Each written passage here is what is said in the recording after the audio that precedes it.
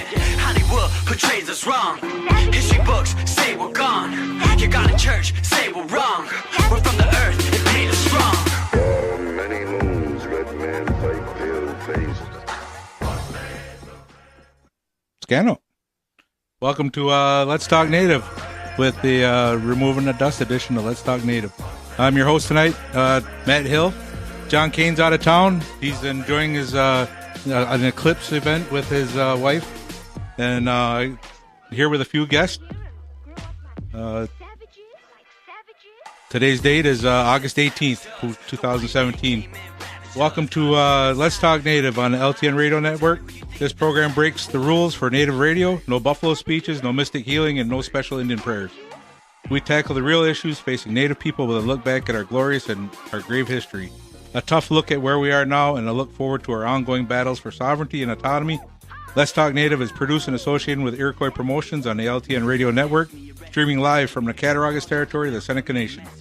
Also simulcast on KWE, Edagwe at CKWE in Tyendinaga. Find us at LTNradionet.com. I am Matt Hill, the show's host and producer, and we are joined by Ed Schindler, Ross John, and Degarundage Paul Delarone. Also, we have Jake in studio with us. He's running the cameras and the Facebook and taking care of the video. Studio engineer is Kelly McMillan, and the opening song is Frank Wan, What Makes Red Man Red. And that's what we're going to talk about tonight, is what is our identity a little more. We're going to do a Removing the Dust a little bit, talking about our Native identity. And to help us with that is Degarundage. He's in town, and he's going to be helping us out here, sharing his knowledge, and we're going to learn something. So let's get things started. Welcome to the show, Paul. Wait, no. Hang on, I'm doing a lot of things at once here. All right, go ahead. Jago, yeah, I'm really glad to be able to come here and to share some of the things I've learned, some of the things that I've come to understand. There's a lot of people today who are trying to get a better understanding of who they are, who we are as a people. And one of the things that I've come to see and understand is that, it's enlightening to know that they're trying to do this. And the thing is that they're relying on what they call the elders. Mm-hmm. And, that we do have elders among our people who can actually help to enlighten the young people and help to lighten their burden in life and get a better understanding of who we are and what we're about. But one of the things I'd like to say to all of these people, young and old, who are trying to learn, is that don't assume that somebody, just because they got a little snow on the roof, that they're elders. These are senior citizens. This is who they are. In our language, when we say we say "Rodiksto Hogunga," and a lot of people assume today, because they're not thinking in our language, they're saying "Rodiksto Hogunga," oh, that's the old people.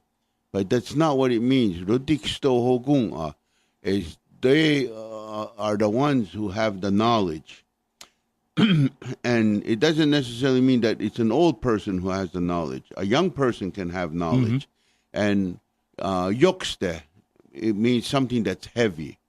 And so you say "Rodiksto Hogunga," and that is, these are the people who can, when you have troubles and you want to understand things are heavy on your mind, they're the ones who can lighten your load and take that weight off you. And they're the people who have this knowledge and experience, and they can help lighten your load in life and enlighten you. So to make life easier, so that you don't have to go through the same difficulties that they went through. You don't have to learn. Process it on your own. They give right. you, like I heard you say earlier, the seed. Yeah. They plant that seed in your head to make you think about it, and that way you can process it yourself and to make it your own. Yes. And that, but the thing is, there's a problem today. There's a lot of people passing themselves off as elders. and they're not answering the questions that the young people are asking, or even some older people who are trying to regain the knowledge that our ancestors left for us, to help us in identifying who we are and to be able to live as closely as possible by the philosophy and the principles that were handed down to us. And they're not answering questions, but they're almost self-promoting themselves. And you know, I've heard growing up sometimes where a young person would ask a question, and then an older person's response to them was, "Well, if you attended the ceremonies more, and that you wouldn't be asking a stupid question, Or if you knew the language. if you would learn your language, you wouldn't be asking stupid questions." Well, the thing is that's not the way it is. That if you were an elder, you would take the time to explain and to teach these young people, teach these new people who are trying to learn. You teach them, and try to give them the incentive to want to learn more and not to stop, but to continue to try to learn. And so this is wrong. And I've heard young people who have gone to some of these so-called great law recitals, and I say so-called because I know that that's not what's going on. There is not a great law recital going on. All that's being talked about is the creation story, and what's being talked about is the peacemaker's journey. But this is not the great law. But these were stories that were intended to support what people are trying to understand is what is the great law. And the thing is that in our own language, we never say the great law. When we say Kayanade Go, a lot of people assume that this Taganawi, people called the peacemaker, was the one who brought this Kayanade Go to our people. And he didn't. The thing is, people need to understand that this is a story that our people put together for the benefit of our children, to help our children to learn, to help our children to develop, and so on. This is the stories and the symbolism and everything that's put into these stories is to help them to understand and to be able to separate reality from fiction. And so this is what these stories were meant for. It was meant for children. And today these same stories are being told to older people. But the thing is that the reason our older people are having a hard time to understand these things and to come to the conclusion of what this story is really all about. And they're taking a lot of these stories literally. As history. And it's not history. It's what's called mythology. And the mythology, and people all over the world have mythology. And what it's meant to do is to help to reinforce and support your culture, your philosophy, the principles that you must live by.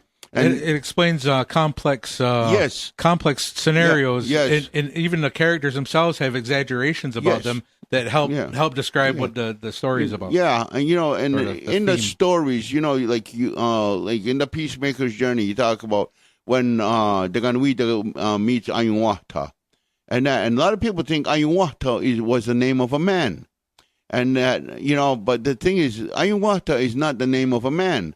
Ayunwata is a responsibility of a family, a Turtle Clan family among the Ganyankahaga. And the reason that in the character in the story is they talk about him and the misery he went through because of the loss of his family, and he starts. They talk about the story where he starts putting together 3 strings. But the thing is, it's not 3 strings; it's 4 strings. He put these first 4 strings together, and talking about his loss and the misery he was going through, and he wished that someone would come and help him in his grief, and he's saying no one should ever experience this pain that I'm going through, and he's thinking, how many people have I myself caused this misery? How many mothers have I hurt? How many wives have I hurt? How many children I have hurt by taking their father? Because in the story, Ayunwata was a great warrior, and he killed many men himself. And now he's experiencing what he did to others. And in the story that this Adodaho he holds Adodaho responsible for the death of his family. So he's alone and he's feeling bad and so on. And they say that this Taganuida was observing him. He's saying, I wish someone would come and help to clean my eyes. I wish someone would come to clean my ears. Because I can't see clearly because of the tears and so on in my eyes. I can't hear, and that because of how heavy my mind is, that I don't hear. I'm not hearing the things I should be hearing. And I can't speak properly because of the grief. Because of the grief, I have this lump inside, and every time I try to speak, he cries. But the thing is also is that he had this terrible feeling inside of his stomach, and that. So that's what the 4 strings were for. Was one string to clean his eyes, one string to clear his ears, one to clear his throat, but the other was to remove that awful feeling he had inside of his gut, and to remove that. That's what the 4 strings was about, because you couldn't just fix the mind. You had to fix the body. Mm-hmm. And the two had to be in sync now in order for him to be right again. And so this is why they say he was responsible for the first strings of the first wampums and that. But he made them with reeds, and that later on, and that they started to make them with the clamshells, and that. But the thing is that the reason he's the character in the story, and he's called Anyuwata, because that's the family's responsibility.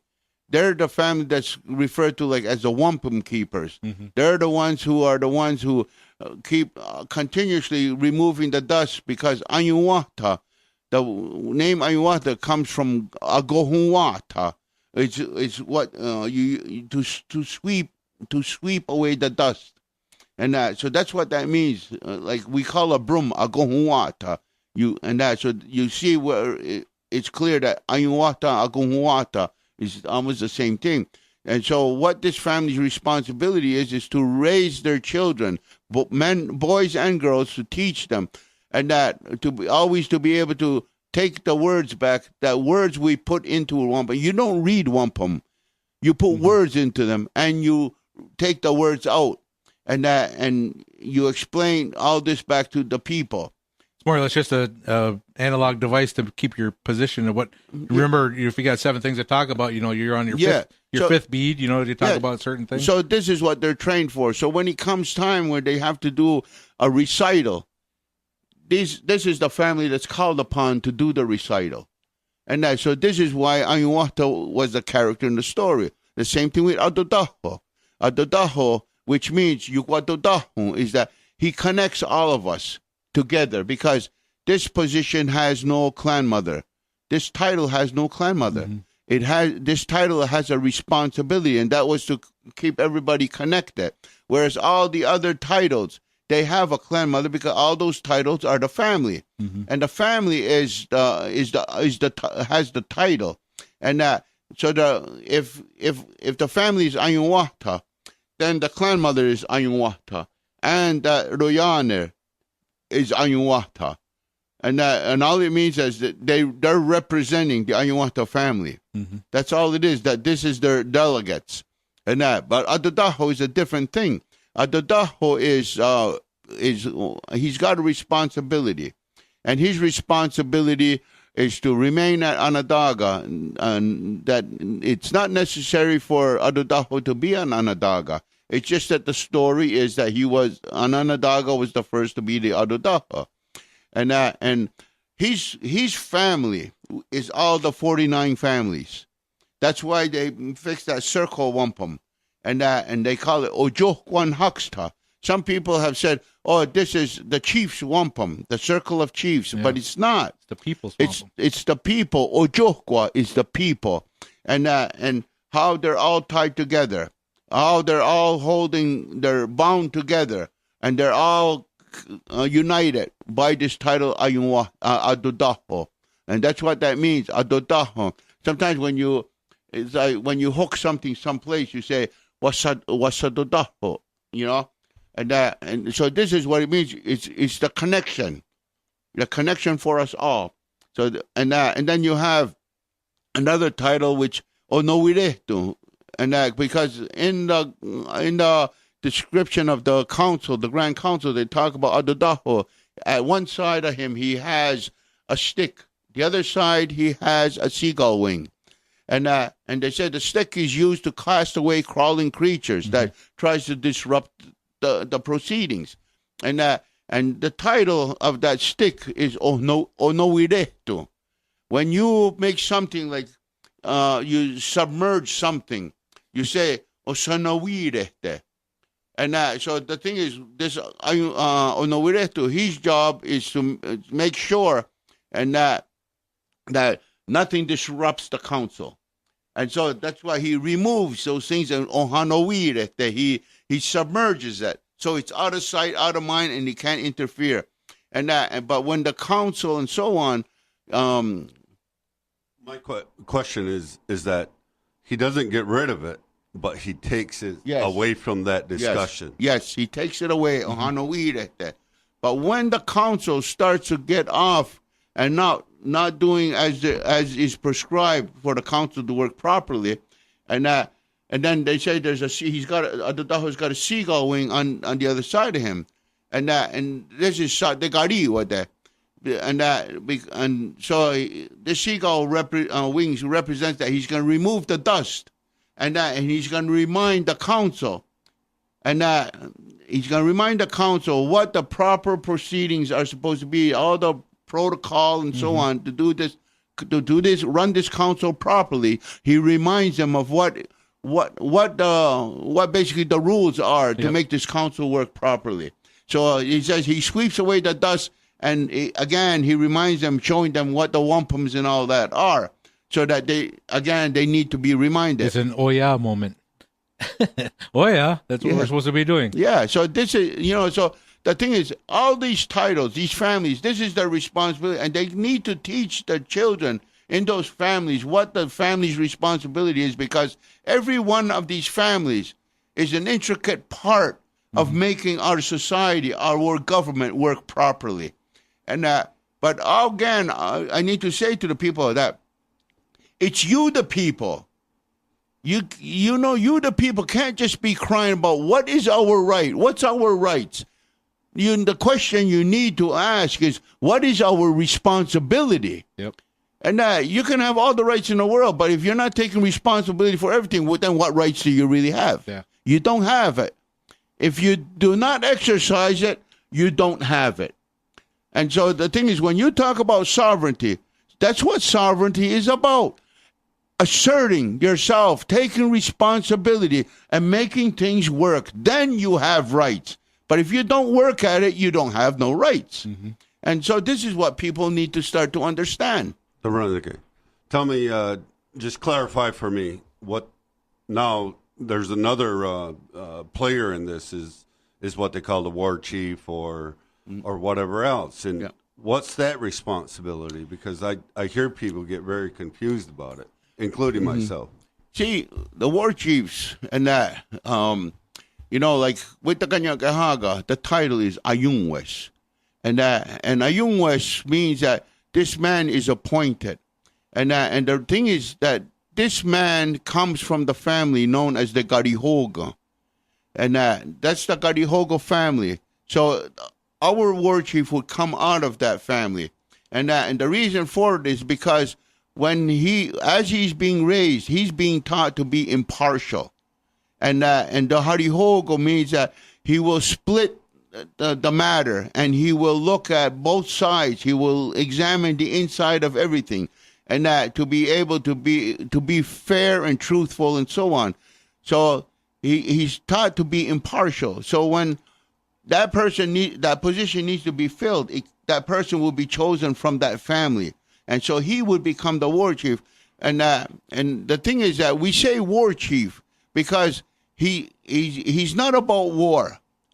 Because in the language, we refer to him as Radenu Satsterista. And that he is the one who is like the keeper of the house.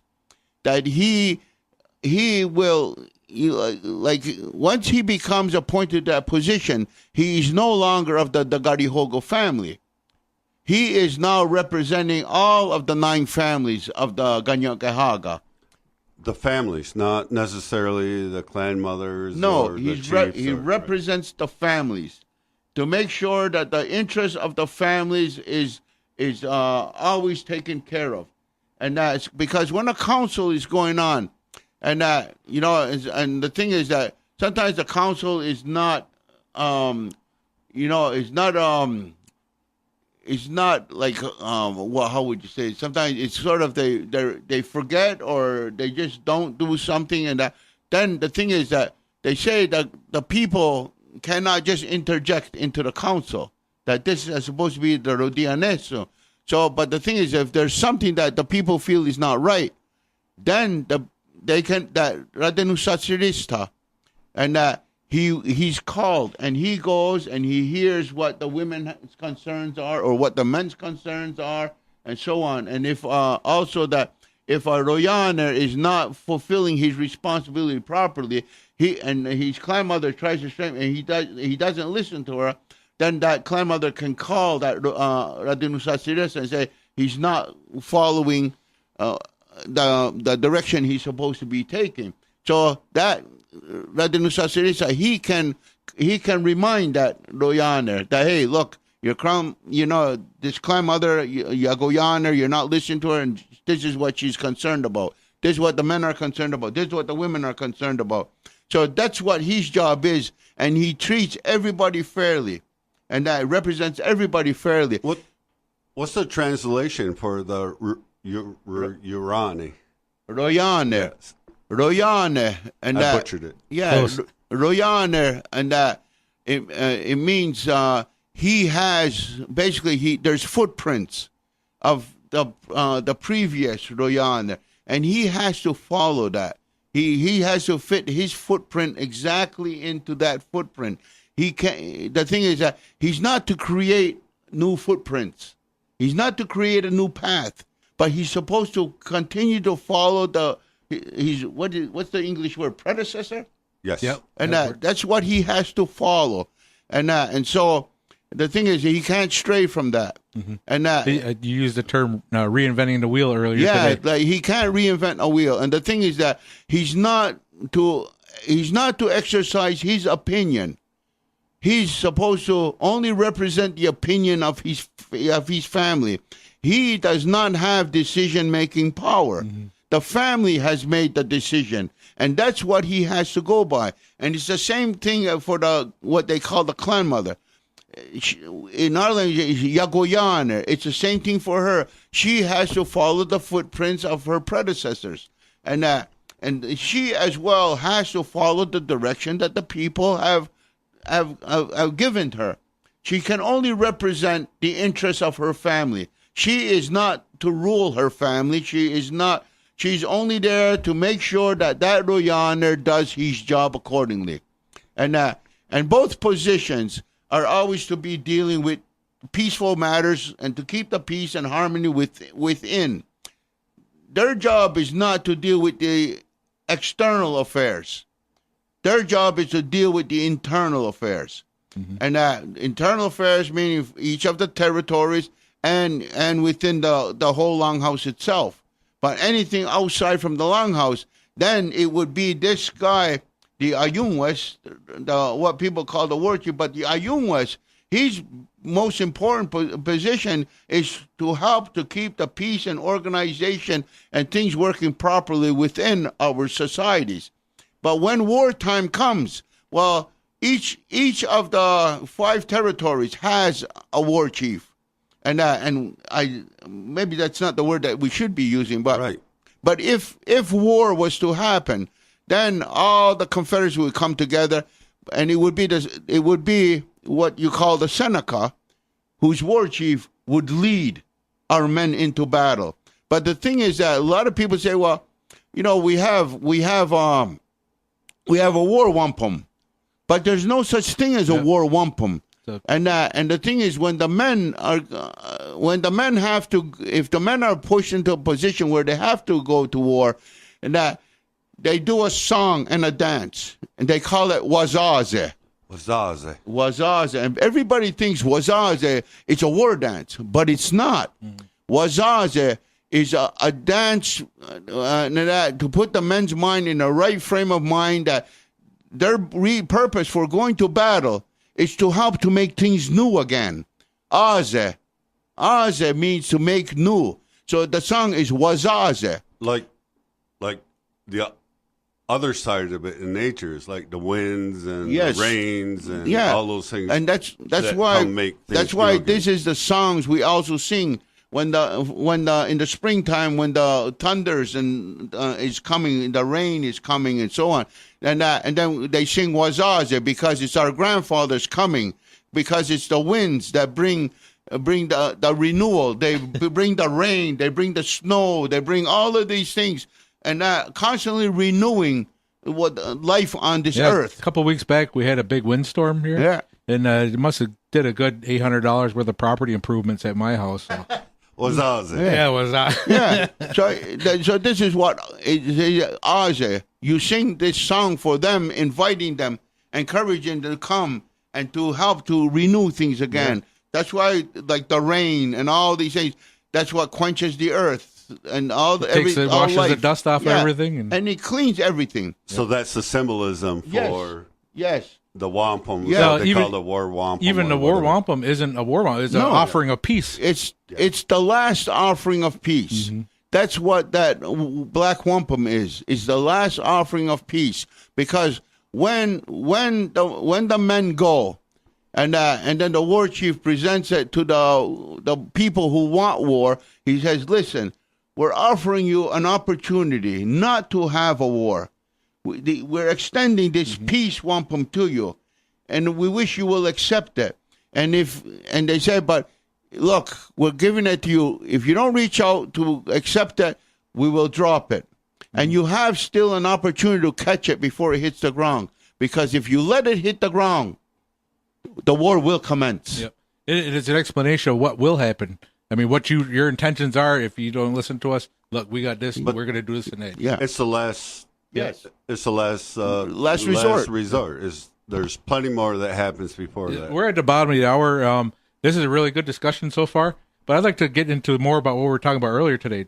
I mean, we covered a lot of things. You know, it's always great to have Paul in town, but there's a couple other items I want to get to, and we're going to go to break. We're going to listen to a little bit of Frank Juan, and this is Aboriginal or instrumental.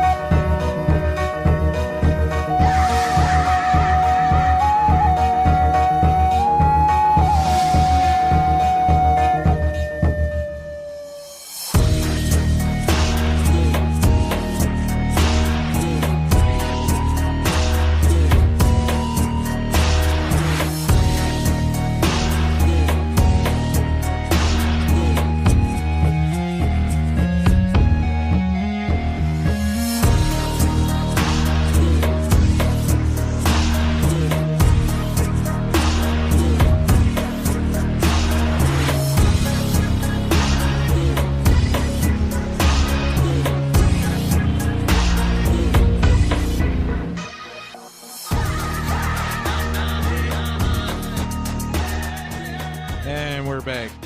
Welcome back to Let's Talk Native, the Removing the Dust edition. I'd like to say that Let's Talk Native is sponsored by Ross and Holly John of the RGE family of businesses, Eric White and ERW Enterprises, Robert Delamonte and Tuscarora Woodworks, Ed Schindler, Tracy Brown, Cynthia Trice, Scott Snyder, Neville Spring, Sugar Montour, and many others who have helped the program continue to educate, entertain, and inform for the last, now, 8 years. I thank you for joining the fight and doing your part. I also like to thank Unity Stream and Apache Radio Net for providing our streaming, and also want to thank CKWE for both the simulcast and rebroadcast, as well as Netroots Radio and Real People's Media. Indigenous Resistance Radio for carrying Let's Talk Native on their networks. Now let's get back to what we were talking about. Maybe get back to directed to where we were had our discussion earlier. Earlier today on Facebook, I was looking at a post where someone was talking about our children saying the Pledge of Allegiance in school, and how that's I tell my kids not, they don't have to do it, and they sometimes, my youngest, he said that sometimes the kids get after him for not saying it, but he sticks up for it and he doesn't say it.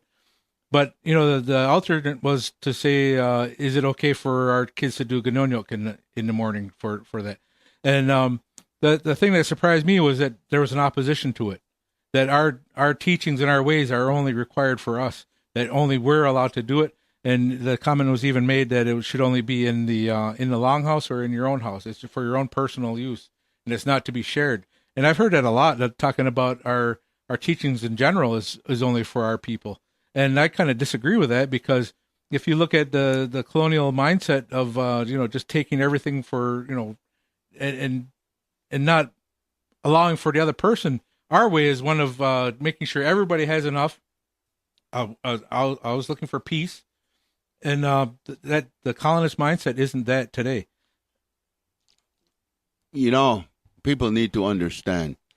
In the old language, when we talked about what you call the ganunyo, in the old language it's called ahondu garihuadekwa.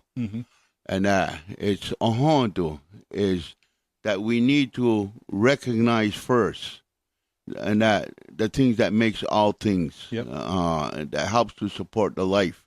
That's why when we gather, no matter what purpose we gather for, we say we need to speak words, and the words is what we would call yagot nigura serunis.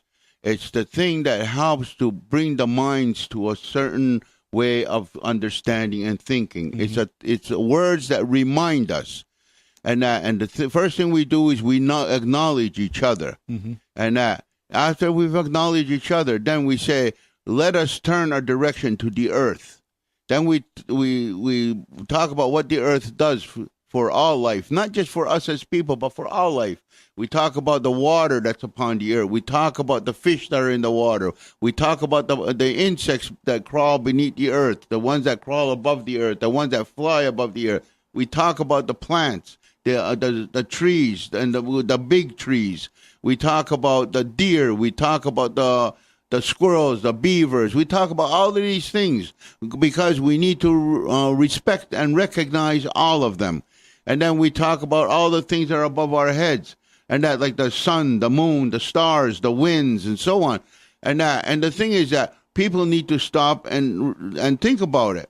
It doesn't matter. It doesn't matter what color your skin is. It doesn't matter what your beliefs are. It doesn't matter any of this stuff. The thing is, who can say the sun is exclusively theirs? Who can say the earth is exclusively theirs, or the water is only for their exclusive use? I think that's a lot of the problems today, is because we've had that separation from creation. This thing about culture of possession, that's what's killing us. That we own, just like this land. We don't own this land. Yep. We have use of this land. But with use of the land, we have responsibility. And the thing is that if we're going to try to keep these great thoughts only for us, then we defeat the whole purpose. Yep. the thing is, we need to enlighten those people who are polluting the earth, the people who are responsible for killing the bees, for the ones who are responsible for killing the whales and all the different creatures on this land, destroying the forest, dumping everything into the oceans, and polluting everything. Yep. They need to be brought to the reality. Yep. And this is what the reality is all about, is the creation. Without the creation, with us destroying all that helps us to sustain life, Yep. we're all going to die, period. We talk about global warming, climate change, and all this. This is what this is all about. And by we're going to die, you don't just mean our own personal selves, but we as a people, as human beings, we're going to die. And the thing is, as human beings, we've already need to take responsibility for all the creatures that are extinct today. Yep. And you know, like even Albert Einstein says, if the bee dies, we wipe out the bees, we wipe out ourselves. We'll be right and behind today, only 25% of the bees are left. What happens when that 25% go? Who's going to pollinate our gardens? Who's going to pollinate the fruits and everything else that's growing out there? I seen this show that had people in Japan that have their job is to go up into the trees and pollinate the trees. But see, the thing is that this ganyunyo you call is not just ours, and it's not about religion. It's about life, the continuation of life. And the thing is that it takes everybody to work together to protect, to preserve, and to make sure that there are going to be future generations. And that when those future generations come, they have a birthright. Yep. And we have to protect their birthright. And the only way we can protect the birthright is to take care of what's here now. And I think it's important to understand that not only do we and future generations have a birthright, we have a responsibility. That's right. Okay, and responsibility has to be shared. And that's what the whole purpose of the Ganonyo is come of one mind, and then to realize that we are part of the creation. We don't live off the creation, we live within the creation. Yeah. Those are things that we have to understand because they're reality. It's not a thing based on faith. It's reality. Yeah. And we have to understand those things, and everyone should be given the opportunity to understand that. It doesn't matter. I've often told people that within our culture, there's no concept of race. Yep. That's right. So that's got to be important. That's right. And, you know, when we were growing up and that, they always told us that when the human was put on this earth, and that the thing is that everybody was put here equally. Everybody was given, and people like to call it, original instruction. Well, the thing is that the original instruction didn't come in the form of language. Because when people first appeared on this land, there was no language. There was no songs. There was no ceremonies. There was nothing except the creation itself.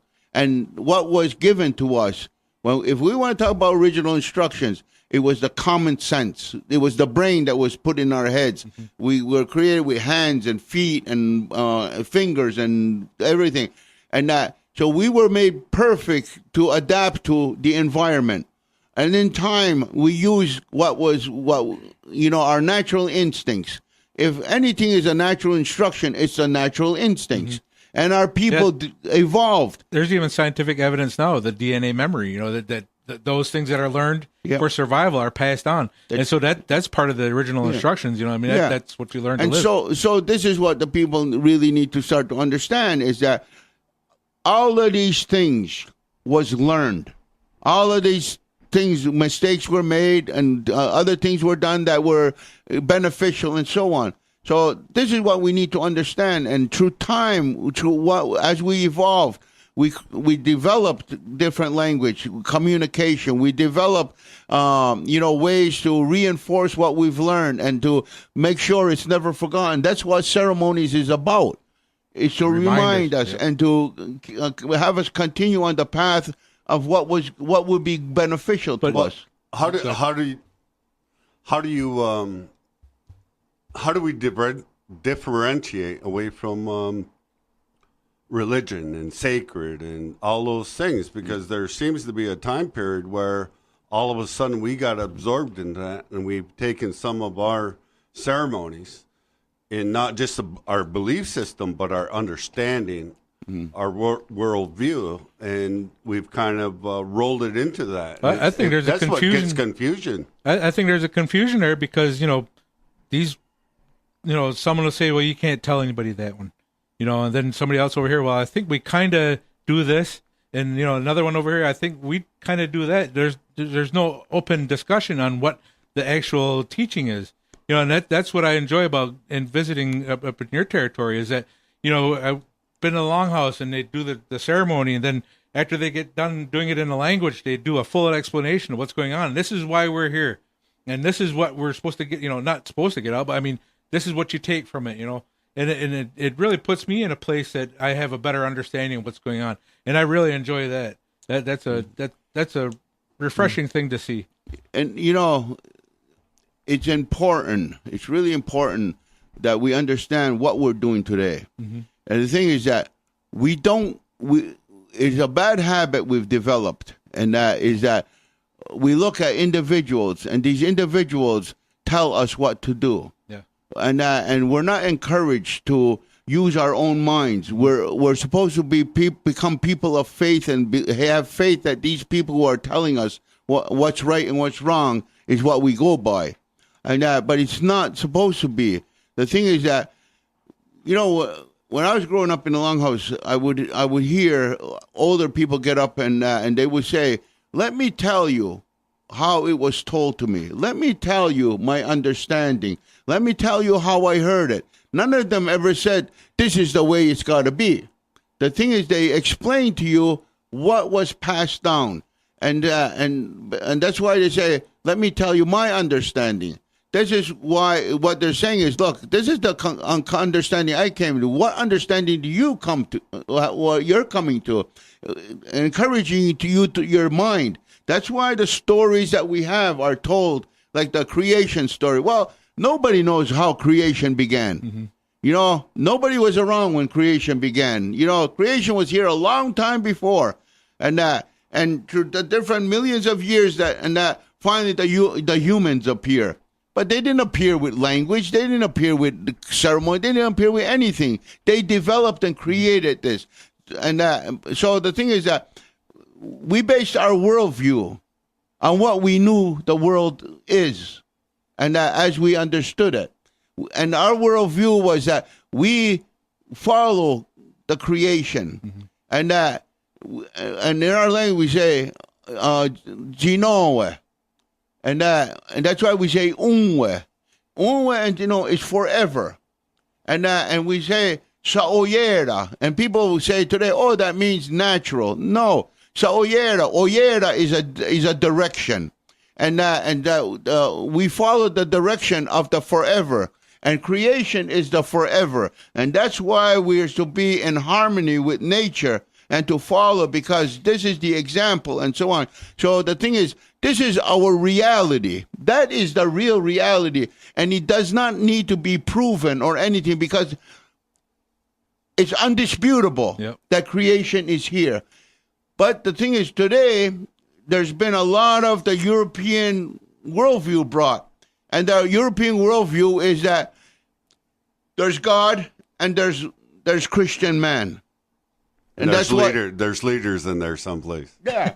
or chosen people. Yeah, there's always the chosen ones. They're always the ones who are going to tell us what to do. And the thing is, they always talk about the kingdoms. Even their God has the kingdom of God. Mm-hmm. And everybody serves this God. Everybody's considered the flock of Jesus. Mm-hmm. And everybody is like a sheep. Sheep are presumed that they don't think. And you got to herd them. You got to direct them. You got to do this and that. They have to be told what to do. do. They have to be told. And the thing is that you'll even train dogs to help to keep them in line. I want to go back a little bit. You said something about the how we were put here basically as just people, and then we developed those languages and those cultures and those ceremonies and all that stuff. That we got here by evolution, basically. I mean, our culture has evolved. Now we seem to be stuck in a time period before the contact, or as the contact came and the colonist views corrupted what we are. That's right. I think that we needed the mindset, or start using our mind power to start evolving this. Yeah. Because, look at the Confederacy now. The state of Confederacy now is in shambles. I mean, it's very partial. There's not enough of the people working and making decisions. It's all on the chiefs. It's a chief system now, and not a clan system. I mean, it needs to be shaken up a little bit to be reorganized. Yeah, they create a hierarchy, and Exactly. and the thing is that, I mean, what I'm saying is we have the ability of our minds to make this evolve. But like you said, we don't have that responsibility. Everybody is sitting back waiting for somebody else to do it. And then, I talk about that kind of stuff, and people look at me like, oh, that'll never happen. But what? Because you don't want to let it happen? We got to start doing something. The thing is, our people don't even know our history. We seem to think our history began in 1492. Well, our history didn't begin in 1492. We had thousands of years of history before 1492. This is where our ceremonies came from. We talk about the 4 sacred ceremonies. Okay, and we even call it the 4 sacred ceremonies, and but in our language, we don't call it sacred ceremony.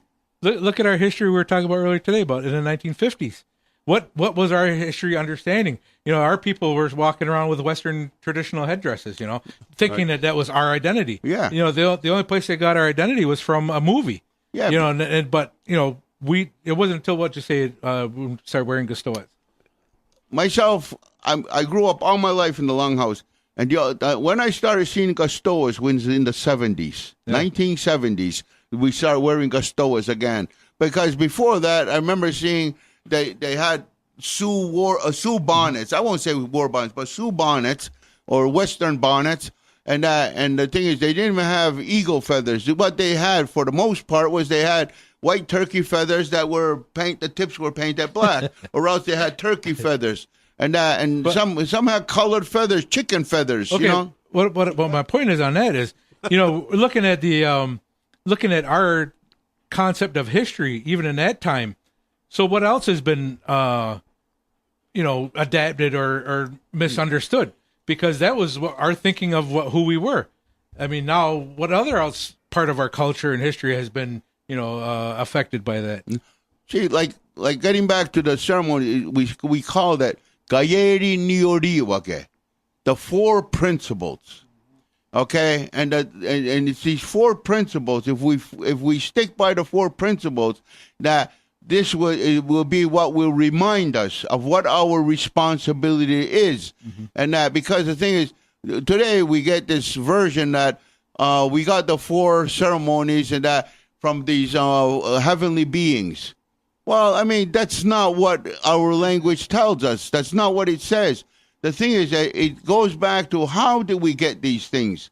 This was handed down to us by our ancestors. There was a time our people in the beginning fought with each other. They caused so much harm and a ceremony was created called the Adunwa. And that Adunwa had to do with the people. It reminded the people that if we continued to go the way we were going, that we would cease to exist.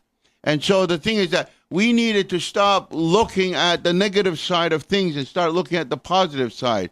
This is why when the ceremony, a person is chosen to go and acknowledge every part of our society. The Rodianeso are complimented on their unselfishness to work for the people. Yodianes are the same. Then the mothers, that they bring the children into this world and they continue the existence of our people. The men, for how they work and to protect and support the women and how they raise the children. It was to acknowledge all the good things that helps to keep us together. Not dwell on the negative, but the positive. For us to respect each other, but more than respect each other is to love one another. That this is what family is all about. When our people got back together, like it seemed to be the human habit, is we forget. And when we stop reminding each other, we fall back into that rut. That's where we're at now. So now what happened, a second ceremony was created called Ganehoru. And this had to do with reminding the people about the creation. And this is why we say that that there are like grandfathers, and the grandfathers always reminding and renewing. The grandmother showing us and reminding and teaching us how to survive, and then how the mothers, their work and responsibility about bringing life and so on, and to raise those children. The men, like the sun, to support the earth, and that so all things can grow strong and healthy and so on. And then all the relations, like our cousins, the waters, our closest cousins, and that because of our interaction every day with the water, and then our distant cousins, the stars. Everything is family, and they say this is the family of creation, and the reason creation continues to survive is that because there is harmony, and this is what we need is this harmony. Skana. Yeah, and so and then the thing is, all of a sudden, there's this part when the people fought again. Then they created the Gayontawana, what people call the Peach Stone game.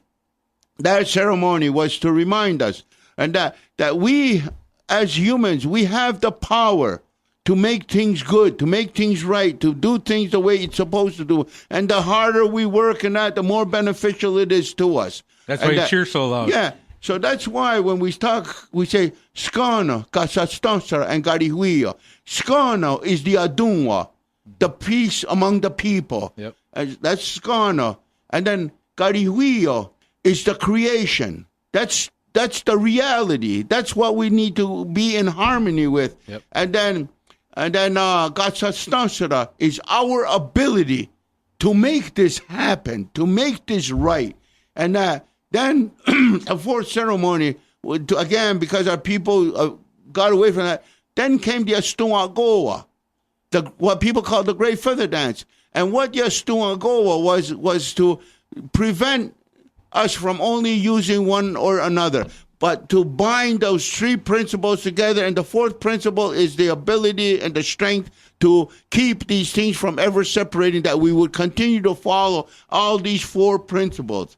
And so that's what we call Gayeri Nyoriwa. There's nothing about a sacredness. The thing is, it's about our survival. It's about life, the continuation of life. This is what it is. And it has nothing to do with And religion. not just ours. Not just ours, all Creation. life, all of creation. And so our people need to start to think about these things. But the thing is, I encourage the people to start to learn your language. Start to not speak your language, but to be able to start to think in that language again. Because that language has recorded our history. That language is telling us now what's happening. And this language is showing us what is in the future for us. It's all in the language. And this is why we say we have an oral history. Because our language is not like the English language, like white man's language. And that our language is alive. Because it doesn't say, like Yogonoru. Yogonoru is not raining. Yep. No, and it's not rain. Yogonoru, yoga. Yoga means you can see it. It's obvious. That water falling from the sky. And that it's going to quench the thirst of all the life. It's going to replenish the lakes, the rivers, the streams, and even the underground streams, even the mighty oceans. That's what it's doing. It's always renewing to make things right.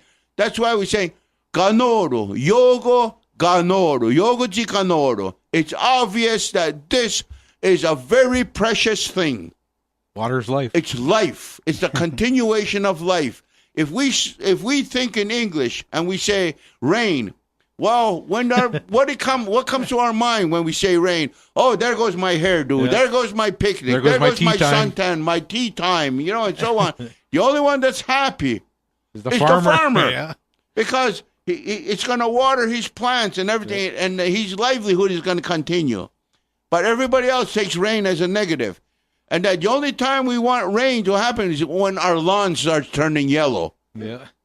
One of the things I think should be understood, you're talking about learning the language, but first way to learn a language is to learn to think. Yes, right. Okay? And to think the way that our ancestors have done is to not be functioning with faith. That's right. Faith is basically believing in something that cannot be proven. It may not even be something you visualize or whatever, but you believe in it. Not because it's real, but because you want it to be real. And that is, I think, really important to understand, because what you've been talking about have all been realities. Yep. Okay? They're real. Yeah. We're talking about the rains, the sun, the moon. We're also talking about the people. And the fact that we as people have relationships. And we have to have those relationships to be able to continue. Why do we want to do that? Because we have coming generations that we have to take care of. In order to do that, we have to take care of the creation. Those are the real things that people have to start understanding. And I think that's important. See, and when they start to, if they could start to learn to think in this language, they'll see that when we talk about what we believe in, we call it garihuio. Okay, and garihuio comes from orohuio, is something that is real, that is undisputable. And so we say we follow the way of what is real. Right. That's garihuio. But all this faith business and everything else, what that tells us is that this is garihuio stuntra. Garihuio stuntra means it's a man-made reality. It was created by men. And the thing is that it is a reality, but it's only a reality in the minds of men. It's not natural. It's not natural. It's only a reality in your mind. And so the thing is, you should believe in this, and the thing to what you use to believe in it, because it can't be proven, is that you have faith that what you're being told is real. Well, I know we're starting to run out of time, but I just wanted one thing, just talked about and get your opinion on it. I always thought that, we understood evolution and creation. In fact, some of the songs are answered of the noise that happened before all else when creation happened. Most people don't have that. They don't even think about it, because they believe, well, it was when this happened and it's 6,000 years ago or whatever. But there's things that are in the songs and stuff that represent a creation even before there was a language. I don't know if you have any thoughts on that or you think that's just nonsense or whatever, but, like the skull goat.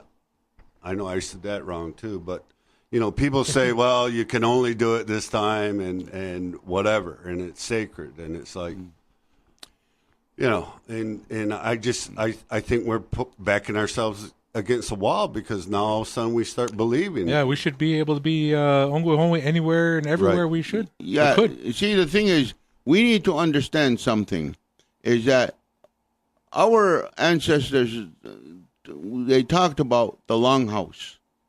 The longhouse is not a building. The longhouse is a symbol. And they say the sky is our ceiling, the earth is our floor. And some people have gone so far as to say the four directions are our walls. Well, it's not. Mm-hmm. In our language, we say Rodi no Shuni. Rodi no Shuni means the people who make the longhouse. We, the people, are the walls. Our connection from the sky to the earth. We are the walls of that house. Mm-hmm. And the thing is, it's the way of the longhouse. Kanushununi unwe, and that this will be the way of our people forever. Unwe, kanushununi unwe, the way of the longhouse, and the way of the longhouse. The people created that. That's what makes the people the wall, and that they're basing this foreverness on creation. And so that's why they say unwe, to follow the forever. And it's the earth and the nature that's going to be forever. Even if we're gone, creation is still going to go on.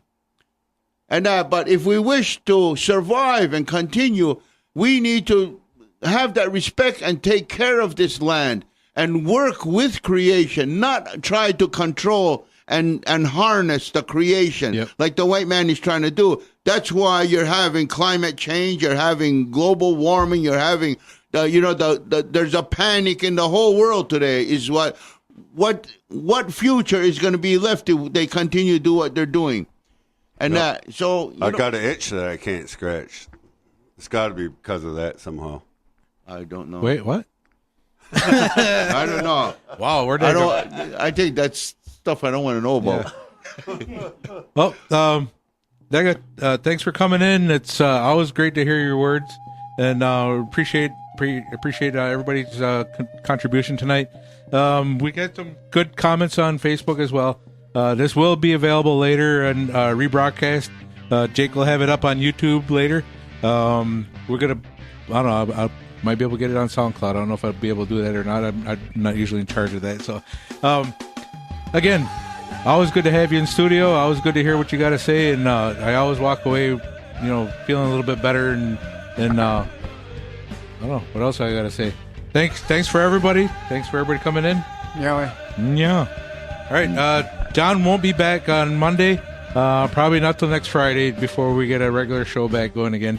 So stay tuned. Check us out on the replay, and have a good weekend. Nyawe. Yeah.